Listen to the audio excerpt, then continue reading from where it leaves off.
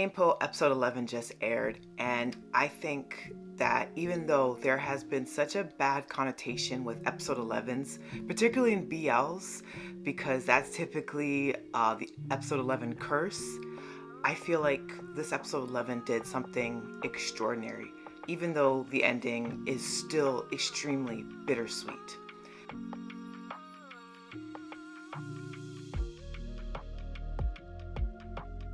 Hi, I'm Monique. I am the host of Off by Purple Heart podcast, where I talk to you about K-dramas, C-dramas, BTS, and so much more.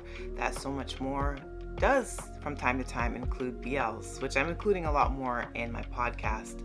ThamePo, which I've been following very closely, I feel like the last couple of episodes have been really strong.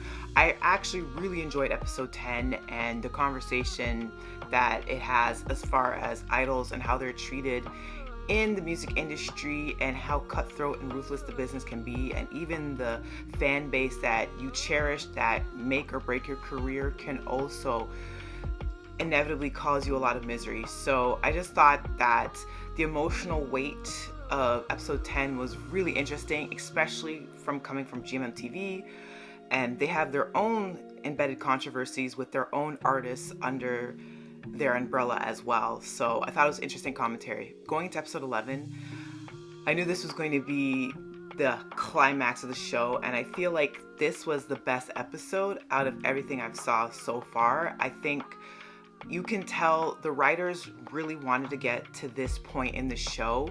I felt like some of the episodes where it focused on individual members and the reason why they were hesitant or dragging their feet to rejoin once again back to Mars were weak in some areas, but these episodes of late have felt very cohesive, and it feels like the show really hit its stride. I have to first say, like, just the opening shots of episode 11, and you see Mars and the music video is doing well, and then you see the CEO of Warner, the music company, and the CEO, there's like the music kind of blends into something very sinister, and it feels very foreboding. Like, it just feels very forbidding. Like, you can feel the tightness in your chest that things are gonna go really badly really quickly. Like, you just feel the tension. So I thought the music just opening the episode was a really good choice. And then, of course, there is the powerhouse performances from both William and Est. I feel like Est in particular, I know that he has a lot of strengths as an actor, but Poe as a character is pretty introverted, and he does come off like someone that is easily able to be walked all over. He kind of in a way reminds me of Tarak in Your Sky, where his single journey is about being able to speak up for himself and to stand up for himself and to fight for what he wants, and to kind of have that character grow and character arc, especially in light with how Poe's previous boyfriend Ern treated him and how discarded he felt and the trauma he has from that going into his relationship with now Tame. And I think Est did such an amazing job. Like, he's been playing the character pretty introverted, pretty close to the chest, and oftentimes he's very soft-spoken, and you don't really see a lot of emotion in just big physicality in movements, but he just has really subtle expressions in his face. But when he really gets to the heartbreak part of the show, you can really feel like your heart's breaking for him. And I think, and this is obviously going into some spoilers, going into the breakup of episode 11 was some of the greatest stuff. I am so amazed by William as well. I believe that this is his first acting role, and I can tell he's already extremely talented as a performer. Like, I've seen various clips of Lincoln and him in particular, and some of the fan cams. He has got a powerful voice, and the first time I heard his OST for Last Twilight, I was hooked. But he is phenomenal as an actor. The two of them were just spellbinding in that scene on top of the roof. I felt so incredibly bad.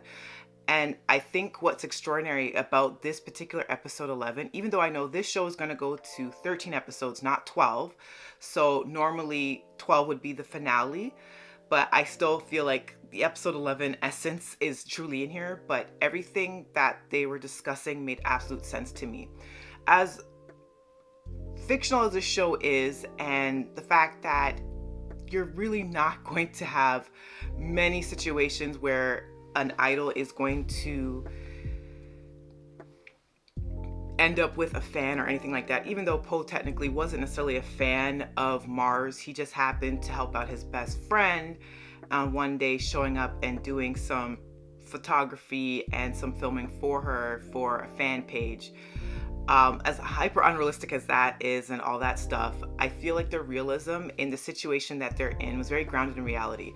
You have someone that is a celebrity that's in an industry that literally refers to their artists as idols and idoldom, and the entire principles of being an idol is essentially like being very doll-like and being able to be the fantasy that fans can project onto, and you are supposed to be pure, which I find is interesting that that term was used specifically to describe Tame in this episode. And the fans can project whatever they want onto you. This is how the industry is able to do so well, and I find it interesting because I'm someone who is a K-pop listener, and I'm also a massive fan of BTS, but I also know how I'm being marketed to, and I do know about some of the tactics that are used to purposely foster parasocial relationships. So I find it was so grounded in reality that Poe was under the weight of the pressure of everything, that he finally understood that he essentially, and his relationship with Tame was the reason why Pepper had to break up with his girlfriend, which turned into a huge massive scandal, but a scandal that at least the CEO and the company believed that they could weather. They were thinking that that was the type of scandal that they could still bounce back from, do a little bit PR control, and control the narrative to their benefit. Whereas Tame, they feel as a more powerful asset, they cannot lend that risk.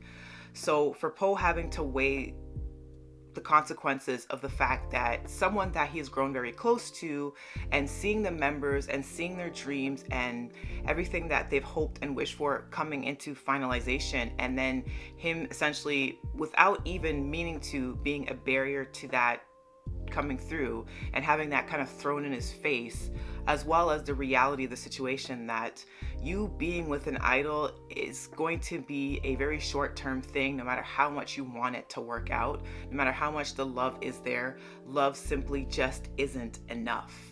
I thought that was so incredibly heartbreaking, and for Poe to just kind of realize that, especially when you see Tam excited and he's thinking of all the ways that he's going to maintain this long-term relationship, even though they're going to be presumably very busy as a band, heading over to Korea and starting promotions there and embarking on this new journey, and how he's going to find time for Poe and bring him along in this journey. And you can just see Poe slowly breaking down until finally just telling him, I am not going to be with you. I have to break up with you. You know, this relationship can't pan out.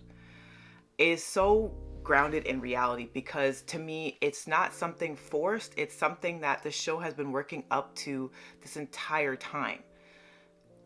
And I feel it completely fits. It is absolutely at the highest stakes. These are people's lives and careers in jeopardy, and fans themselves can be extraordinarily scary and very dangerous when they feel that their idol's not acting in the way that they feel they should be. So the stakes are very high as far as, you know, your main ship not being together. Like, to me, this is a barrier. This is like the darkest night of the soul that absolutely makes true sense, and it really resonated with me. And then on top of that, the acting performances really came through. I mean, there is a point where as Poe is crying and Tame is crying and he's trying to console and trying to fight for this relationship, you can see like William's hand like actually tremble as he reaches up to touch Poe's face, or I should say Est's face, and wipe a tear from his chin and then wipe tears from his eyes. Like subtle details like that, like the absolute pain and agony that they both went through, it was fantastic stuff. And I really love seeing that come together because I, like many others that consume BL content, especially from GMMTV, who are very recognizable in the market, and I will not begrudge them and not give them their flowers. They're absolutely cutting edge as far as being that main tentpole of BL entertainment, and they really revolutionized the industry, as young as it is. But we are so hypercritical of acting performances and just production values of these shows in general that they produce. But every now and then they come out with a show, and when it really hits its stride, you really marvel at what they're capable of. And this show, even though it had some rough episodes for me personally, I think overall I've really enjoyed the journey. And episode 11 absolutely to me was the best, and I was the most riveted by it.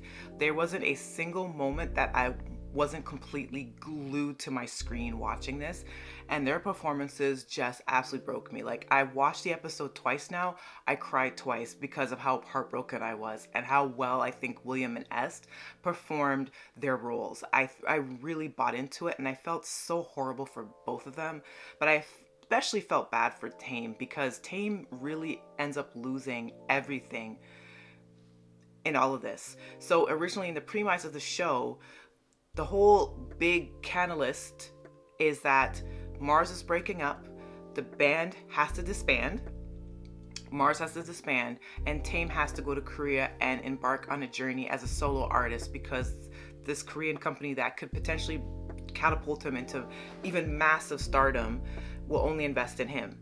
Then you have to deal with the fact that this is all going to be documented and presented to a pretty passionate and strong fan base, and then having to reconcile with that. Then this plan is hatched. No, we're going to bring this group back together, and we're going to have this big #1 hit single that's going to create waves all over Thailand, and we're going to be so popular, and we're going to bring about so much positive attention that we're going to save our group, and we're going to travel to Korea together and still remain as a group, as one unit.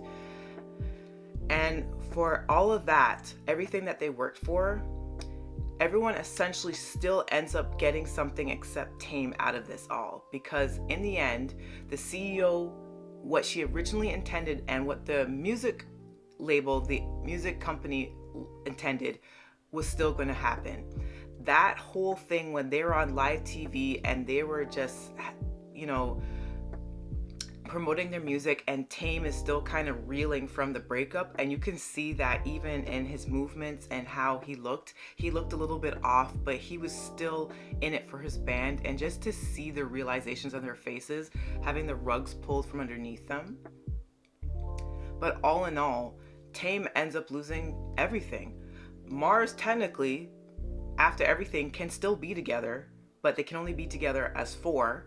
And now individually as members, everything that they've wanted for their own careers, for their own career trajectory is coming true. Dylan getting to produce with a legendary producer, Jun getting the lead acting role, and things like that. Like, things are working out for them on a professional level, and they have each other to lean on, to support. And then Poe, even with his heartbrokenness and him not being able to really initially share his heartbreak with anybody, still getting a promotion, even though he came to the company with not that much of a skill set, mind you. But Tam kind of being pulled in all sorts of different directions and being told, you're going to do this and that's final. You want this dream? Well, you're going to essentially sell your soul, and you're going to be stripped of everyone that you love and care about in order to get it. And that sucks, man. Like, I feel awful for Tame. When he first came back home to the house and the group saw that he was just so defeated and was so heartbroken, and they all kind of closed in and hugged him, I felt awful for him. And even though Est and how he portrayed Poe in his grief when he came back to his apartment and just bawled, still I ended up feeling gutted for Tame. And then just towards the end of the episode, I just kept feeling this sinking feeling more and more and more. So all in all, episode 11 really put me through the gutter.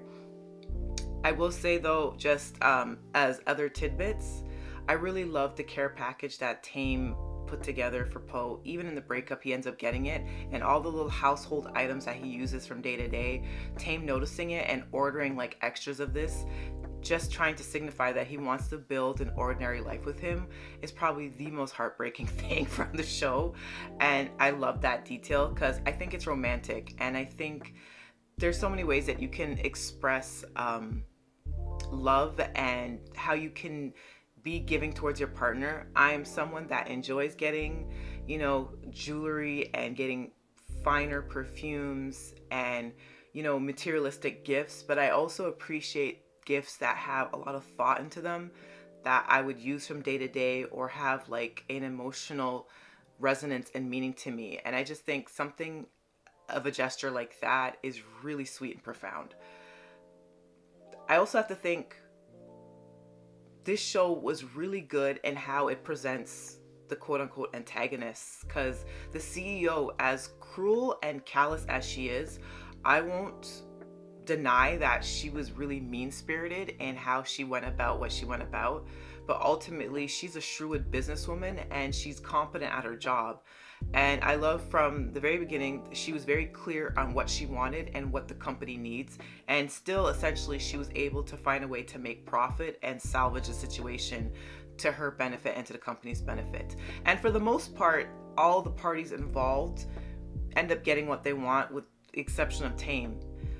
But she, in her conversation in particular with Poe, I feel kind of brought me back down a bit, and instead of being just feeling inflammatory towards her, I understood her and understood her viewpoint and what she was trying to convey and what she's been trying to do this entire time, which I find such a compelling way to bring about the story. Like, she's the type of character that I can see a lot of viewers just calling her everything but the child of God, essentially.